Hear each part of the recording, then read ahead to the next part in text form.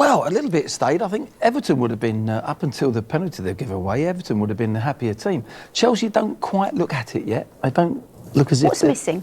Well, I don't know. I think I look at Chelsea at the moment, and last season they knew their roles. Everyone knew that there was clarity in the way they played. I think they've been quite reserved in their wing-back positions. They've almost, they've said, well, Everton are playing the same system as us. We're just content to just keep the ball a little bit in front of you. And Everton, in some ways, have been OK about that. When Chelsea have actually got in behind Everton is the only time when they look really dangerous. No, Chelsea, for me, they've got a lot of work. I didn't understand Havertz being out on the left, Mount on the right. Normally Mount's better on the left if he's going to play wide, coming in on his right. And Sterling down the middle. I didn't think that was working that great. It was sort of playing into Everton's hands to a certain degree. But... they've got a little bit fortunate. It is a penalty in my view, but a little bit fortunate that the Corre's made that rash decision to pull him back. Well, let's turn our attention to that. And Leon, talk us through the incident itself and sort of the build-up to it. Well, as Glenn mentioned, when Chelsea have attacked in the normal positions, Everton have found it reasonably easy to deal with. But just on this one occasion, they just do something different. Chilwell attacks that first cross, stays in. There's a bit of build-up between Sterling and Koulibaly, and Chilwell just gets himself in the half-turn in a number 10 position. See him checking it, so that is a brilliant first touch. But suddenly, it just got in behind Everton's midfield just because Chelsea mixed it up a touch. But as you said, Glenn, it's definitely a penalty. Yeah, look, the Corre's got the wrong side. There's no reason for him to drag Chilwell back because there's defenders coming across. Mina there, you see him flying into the picture.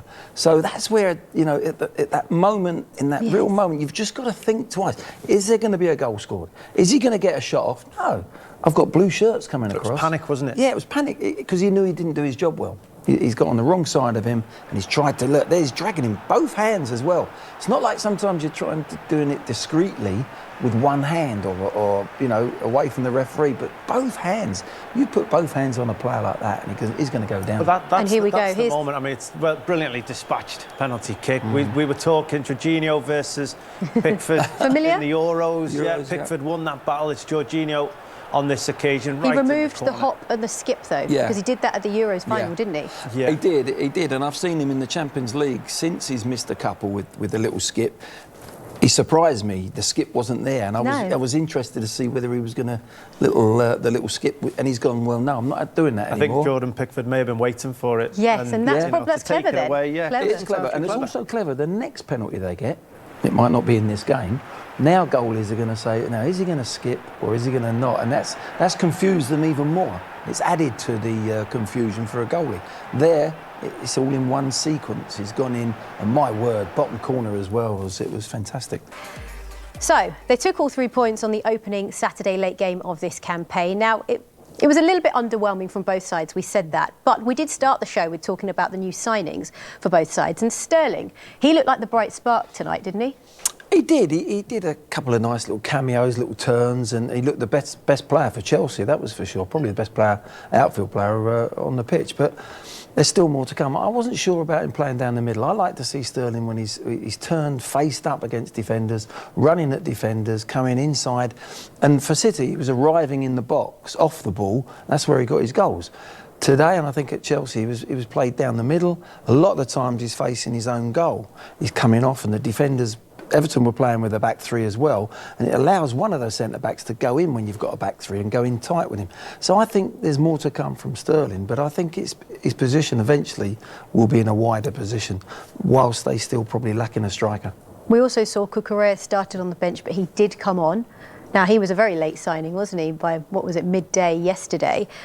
Good astute signing for them? Potentially. Alonso looks like he's on the way out, so I think they needed cover. Pricey, I've got to be honest. I think Brighton have quadrupled their investment. Yeah, they paid an awful lot of money, and only time will tell whether you end up getting that kind of value for your player. But looks like he fits in nicely. Looks like he could play as a wing back. He could play as a left centre back, and Chelsea do seem to like to have one of the centre backs able to play full back. You've seen Azpilicueta do it for years. Reece James has filled in there at times, so it could work for them in that way. But I think Thomas Tuchel will be quite pleased with his team's afternoon. They weren't at their best, but they still won. Everybody's got through the game, it seems. Another 90 minutes under their belt, like another pre-season friendly. They'll be sharper for that next week. So I think Thomas Tuchel will be quite pleased. Frank Lampard, again, will be a little disappointed that his team didn't get the crowd involved more, didn't create enough chances, didn't really stretch an off-the-pace Chelsea team. But, you know, with the limitations, with having no strikers again, it's a difficult game at home, Chelsea traditionally, so I'm sure he'll be looking for the next game. He's going to need the fans back in full support this season, is he not?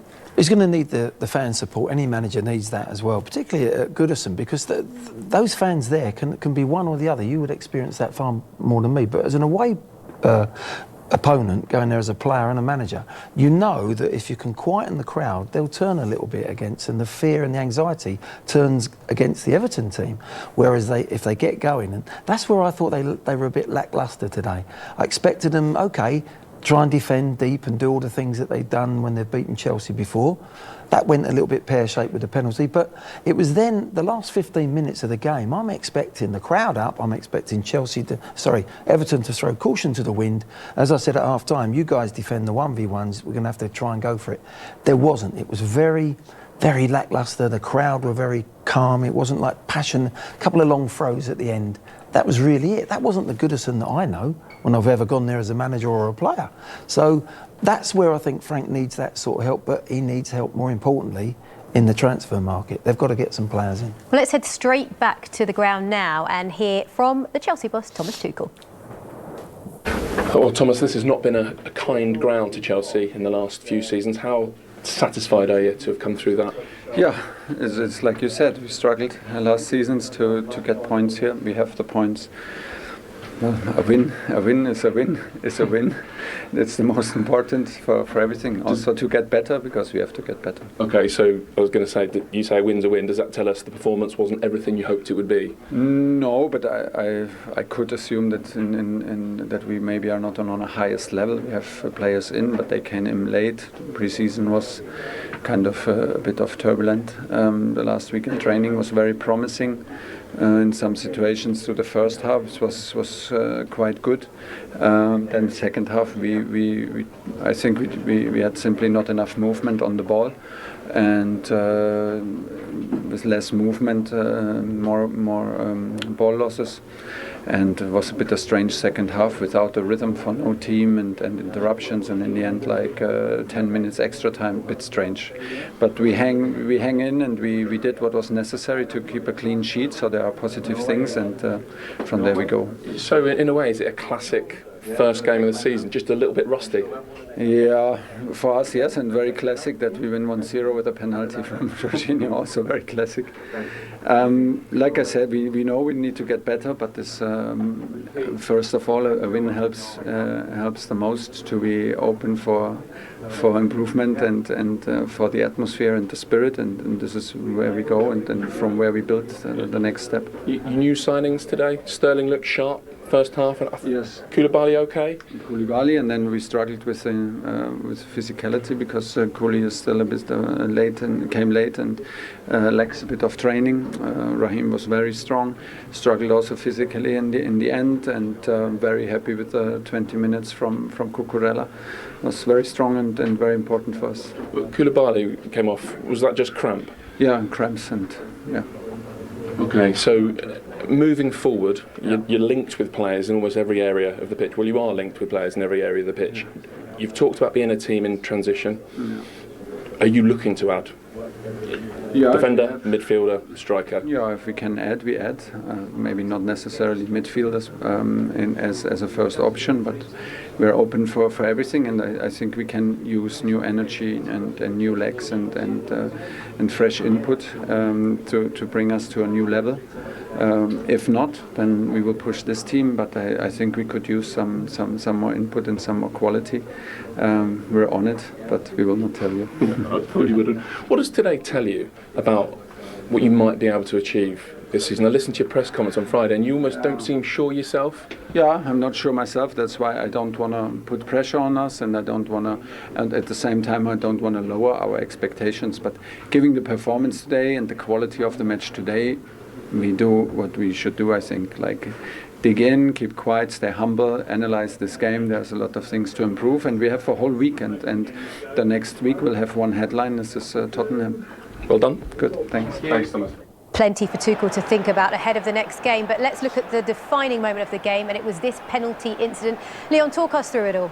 Yeah, just rash. Just a bit of panic set in from Decore and Yerry Mina, to be honest, because Ben Chilwell picked up a lovely position, got in behind the midfield, and then once it was given, Jorginho took that pen quite calmly, didn't he, considering Jordan Pickford had, I think, saved the last time they'd come up against each other. So, confident penalty, which is what split the teams. So is it fair to say that both managers will walk away thinking there is a lot to work on moving forward, especially ahead of the next game? Well, Frank Lampard will definitely be thinking that, and I think Tuchel, after that interview, knows that they weren't at their best. As he said, a win's a win, and he'll take the 3 points and come out of Goodison. But there's a lot of work to be done before next week, even, he said, before they play Tottenham. And it's the Glen Huddle derby, by the way, next weekend, Chelsea against Tottenham. That will be an interesting one. Yeah. One for the fans to look forward to as well. And for Everton? Yeah, well, move on quickly. Away game against Aston Villa coming up. So, yeah, away from Goodison Park, it's going to be more difficult. They need to find a way of really affecting teams, getting that front three mobile, getting around each other, creating chances. But overall, it's been a rather exciting start to the campaign, hasn't it? The 22-23 season has started with plenty of goals. In fact, 17 goals scored across today. Thank you to Glen Huddle. Thank you to Leon Osman. Thank you for your company as well. And we will see you tomorrow for more of the same. Bye-bye.